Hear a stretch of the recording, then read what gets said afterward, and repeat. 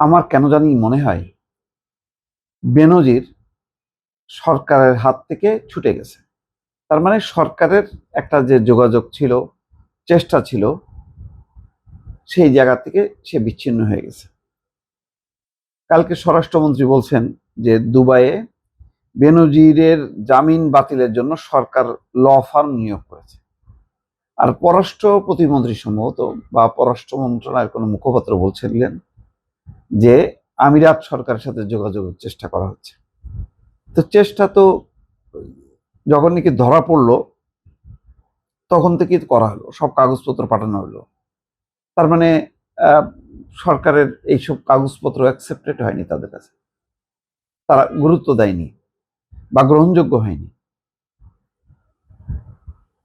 এখন যেটা হয়, বাংলাদেশের কূটনৈতিক যোগাযোগ আর বেনজিরের এদের শত শত কোটি টাকার, এরা হয়তো আরো এমন স্ট্রং আইনজীবী নিয়োগ করছে যে বেনজিরকে বাংলাদেশে পাঠানো মাত্রই তাকে শুলে চড়াবে। তো এরকম যখন হয় তখন স্বাভাবিকভাবে এক দেশ আরেক দেশের কাছে দেয় না, তাকে একটা রাজবন্দির একটা মর্যাদা দেয়। তো এখন বেনজির জামিনে আছেন। জামিনে থাকলে কি দেশের মধ্যেই থাকবে, আমিরাতের মধ্যেই থাকবে, নাকি দ্রুম করে যদি কোনো ভাবে সে যদি ইউরোপ আমেরিকা পাড়ি দিতে পারে তাহলে তো পগার পার, তখন আর কে ধরবে? সেজন্য আমার কাছে মনে হয় যে এখন এই যে ল ফার্ম নিয়োগ করবে, ওই আমিরাত সরকারের সাথে চেষ্টা করবে নিশ্চয়ই। ধরা পড়ার পর সরকারের তরফ থেকে যোগাযোগ করা হয়েছে, বক্তব্য দেওয়া হয়েছে, কাগজপত্র যা যা দরকার সবই পাঠানো হয়েছে, কিন্তু সেখানে যখন কাজ হয়নি, তাকে জামিনে যখন কি সে ছাড়া পাইছে, তাহলে সে কি আর আমিরাতে থাকবে?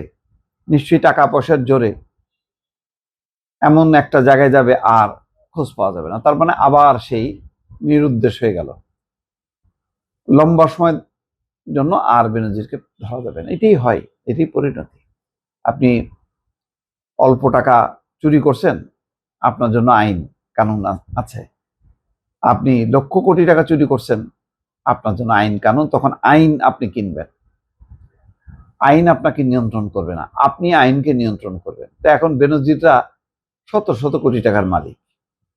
সেই টাকা তাদের দেশ উপচায়, বিদেশে যে মানে উপচায় পড়ছে, এমন কোনো দেশ নাই যেখানে তাদের টাকা নাই। এখন সেই টাকাগুলি এখন কাজে লাগাচ্ছে, তাদের নিজেদেরকে রক্ষা করছে।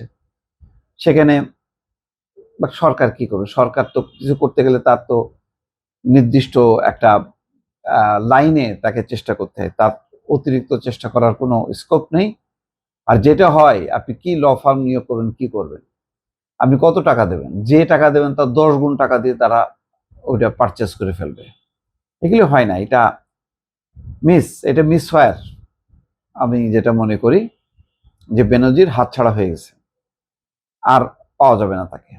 যখন নাকি এত কিছু বলার পরও এই ক্রিমিনালকে, এই দুর্নীতির একটা মানে কি বলে মানে কি বলবো, দুর্নীতির পুকুর চুরি সাগর চুরি করে এরা দুর্নীতির গডফাদার নাকি আরো বড় কিছু। এরা যখন এত কিছু করার পর যখন গিয়ে পার পেয়ে গেছে, এদেরকে আর ফিরায় এনে শাস্তি দেয়া সম্ভব না, সম্ভব না। এটা বিরাট একটা লস। তাকে যদি ধরা যেত, হাসিনার বহুত কুকীর্তি এগুলি জানা যেত। এখন আর সেগুলি আর জানা যাবে না,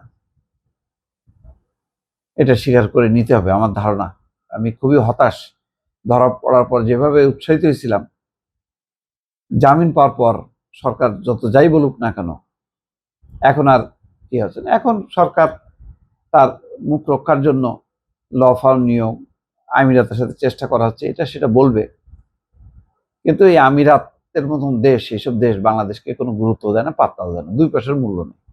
তাদের কাছে মূল্য হচ্ছে টাকা, কার ক্ষমতা আছে, কার টাকা আছে, এটাই তারা ভালো চেনে। হয়তো সেটাই হতে যাচ্ছে বেনজিরের ক্ষেত্রে।